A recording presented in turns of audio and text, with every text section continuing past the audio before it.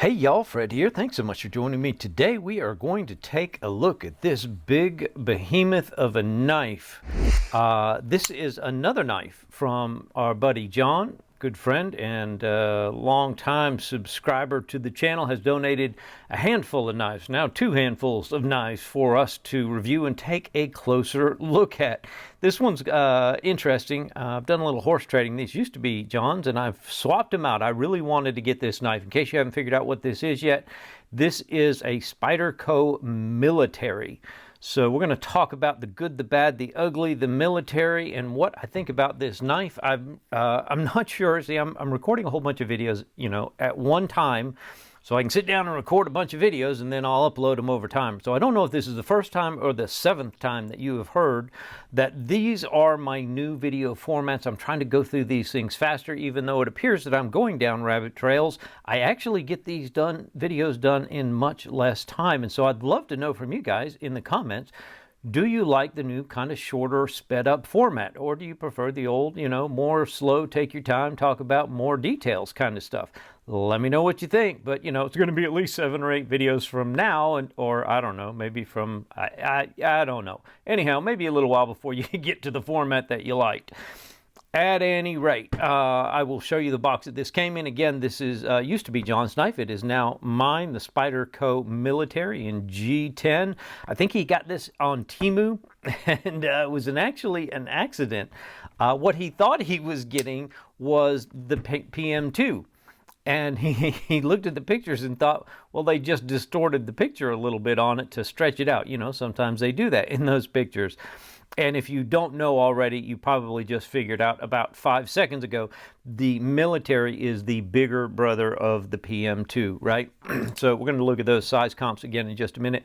This is the box that it came in. China has finally figured these out. And here, I thought, this is another funny thing. So almost all the knives that you get, they all come in these Spyderco looking boxes, right? There are videos out there that explain to show you how you can know for sure this is not a real Spyderco box, even like the color of this and the way the logos are done and placed and all that, right? So these are replica boxes. But almost every other knife you buy out there comes with an insert that says, congratulations on picking up the Spyderco Military model. So I thought, okay, finally we're going to get one that's actually going to be correct. And when I opened this, I will show you just this much of it, I guess. It made me laugh because now I got this one. Now this is the Thai Military model. So even this is no longer correct because it's obviously not titanium. Nothing else in the box, interestingly enough, which is, common. You never know what you're going to get. Life is like a box of chocolates, right? And so is the knives that we buy from China. Anyhow, this is obviously an inexpensive replica knife. If you hadn't already figured that out, John paid about 15 bucks for this thing on Temu, which actually turns out to be one hell of a deal for me and for him, and potentially for you too. All right, so we did all that stuff. Before we get too far, if you're not already, hit that subscribe notification bell. I'd love to have you join our little band of renegades looking at these kind of knives. You're certainly not going to get this kind of content many other places, although I'm seeing quite a few more of you pop up. And so hit me up in the comments, man. If y'all are doing reviews of replicas, I'd love to share your channel. I'll throw it up on the comments. I'm sure y'all see me do that with other channels. So hit me up. I think maybe I'll do a whole video one day just dedicated to showing everybody else's channels. I don't care. I'm not doing this for a business. I would love to share y'all's content too if you got it. So by all means, hit me up down there in the comments. And while you're at it, go ahead and throw your boy a thumbs up. Before you forget, I know you're going to forget. You're going to bail out early on the end of this video. All right, let's do some size comps. This is, as we have said, the big brother. This is the biggest version of this series of knives, which starts with the PM3, goes to the Para 2, and then up to the Military model. I have been critical of the Para 2, PM2, Para 3 models for quite a while recently, just because this kind of jams, this forces me to really pull my thumb back. I want my thumb to be out here, and it doesn't feel comfortable when you're on this knife because you're on that hump, right? So you really need, if you're going to use this knife, to have to pull that thumb back. That kind of jams it into my hand. It's not real comfortable, and for that reason, I prefer many of the other knives, which you have seen me talk about, not the least of which is this beautiful little Native 5, which is still among my favorite EDC knives. It has no hump at all, right? I can put my thumb anywhere I want, and I'm just good to go on that. So I still do love that over the para 3. Same thing with the PM2. It's not quite as bad, but this is actually obviously not a real PM2. This is the 𝗦𝗃𝗍𝗄 carbon fiber M390 steel. It is real M390, although a little bit on the softer side. Lots of reviews and cut testing on that. Great knife. Very happy to have that. Ironically, when you get up to this big daddy, which barely fits on this screen, now it feels just like perfectly natural for me to put my thumb this far out on the blade because there's still so much blade out here. This really actually feels like a very controlled knife. I'm not a big fan of these big oversized knives, as most of y'all know from my videos.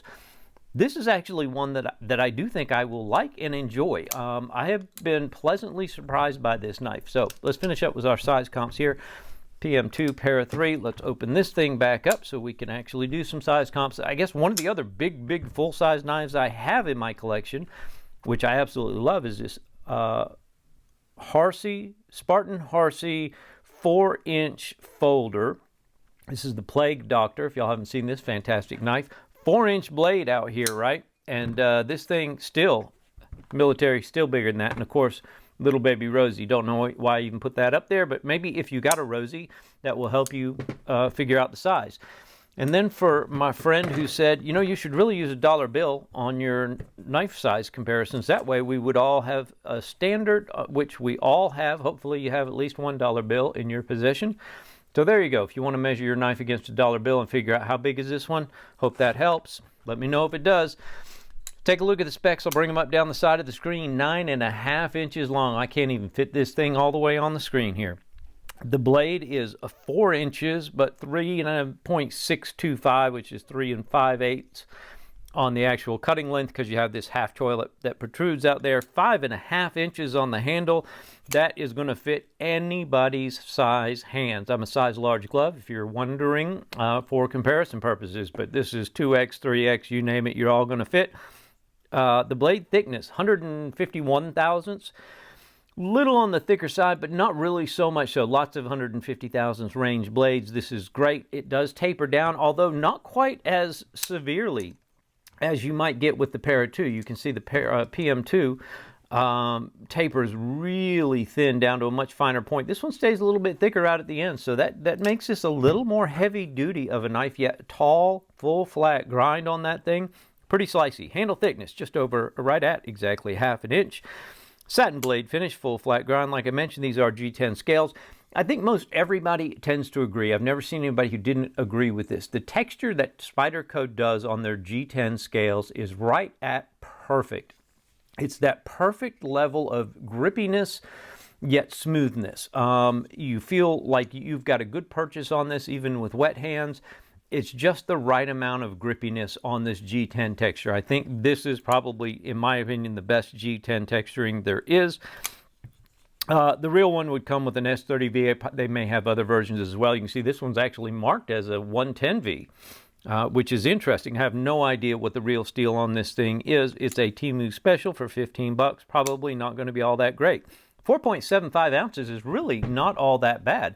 Actually weighs less than the 𝗧𝗲𝗺𝗃𝗃 folder.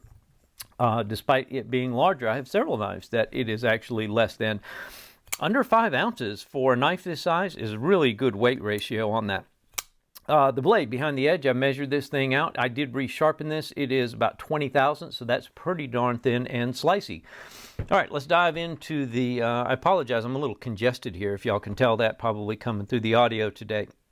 Handle material, we already talked about G10, great texture.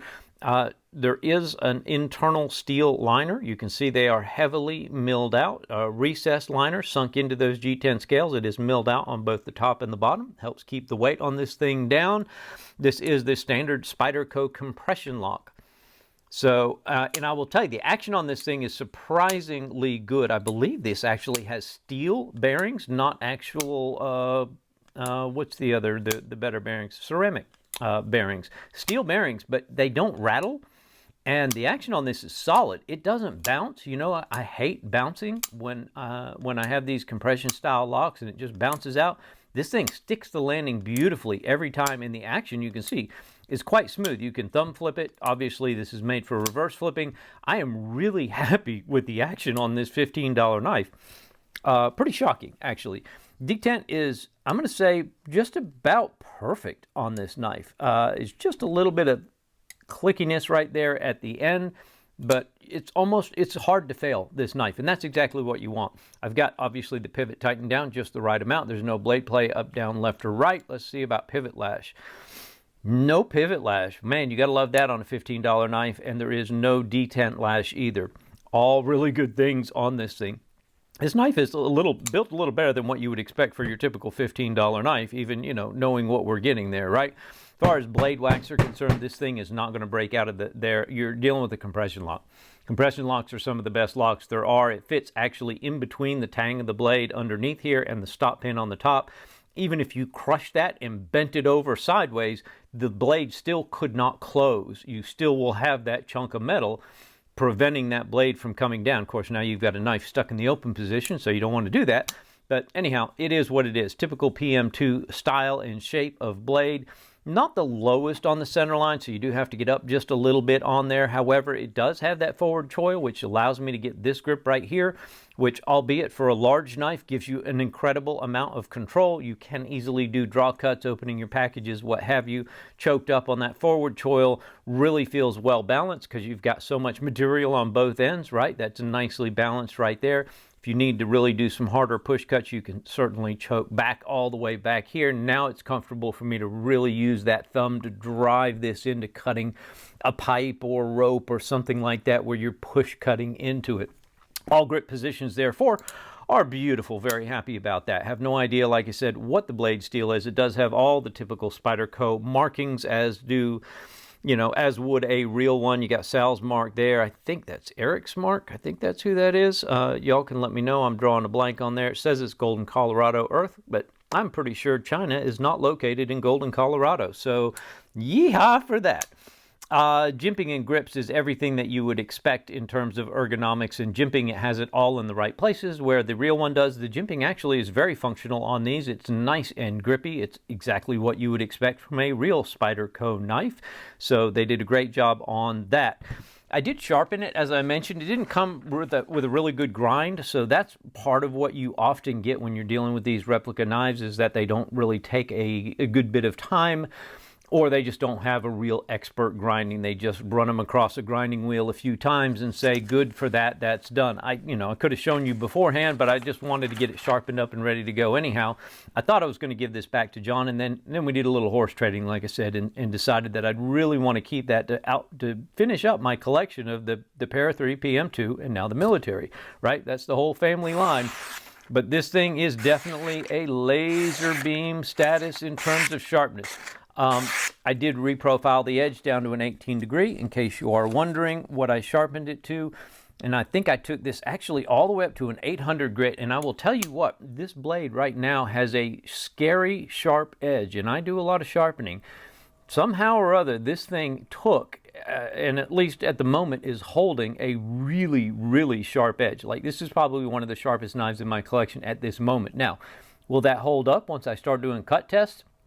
I doubt it. You know, typically what you get with these is a softer steel. We're going to find out, because that's what this channel is all about. If I spend $15 and get a knife that in every other way feels and looks really good and really well built with good action, sharpens up like a champ, will it hold an edge, or will it at least hold it long enough for me to be happy with my $15 investment? We're going to find out. I'm pretty sure that it will, based on that dollar value, right? It's kind of hard to lose on that. Any negatives on this thing? It has this horrible pocket clip that we all know and love to hate. Not happy about that, but there are a billion aftermarket clips. I've actually got several that I think will go on here that I have purchased from AliExpress, just waiting for a new knife to call home. The screws on this are a little bit sharp. I was kind of surprised about that. Whoever cut these screws, it's almost like somebody really tried to drill these in or out and kind of made a mess of them. That's not the case. John didn't do anything with this knife. That's the way the screws came. You do have T8s all the way on the pivots on both sides, as well as the body screws. The only thing T6 is the clip. So that's pretty cool. Other negatives, man, it's really hard for me to find any negatives. Again, especially at the price in which you paid for this. This is a pretty well-made replica. All the fit and finish feels good. How about our blade centering? So blade centering is not too bad. It might be favoring a little bit to the right, just a hair. But you know what? I'm not going to notice that, and I doubt anybody I'll ever hand this knife to will notice that. My only question is the steel. How will it hold up? It took a fantastic edge, but we're going to see when it comes to the cut test how well it holds up. And there you go, ladies and gents. 15 minutes, not too bad. Certainly not my best time, but we are done and out of here. Again, before you leave, throw me a thumbs up if you would. If you're not already subscribed, hit that subscribe button. Probably not going to find too many other channels with these kind of knives on view. They're not on sale. I'm not selling them, but reviewing them. How about that? Anyhow, if you're still here, thanks so much for sticking around after everybody else is gone. You could probably go home now. I appreciate all y'all. I will talk to you soon. Thanks.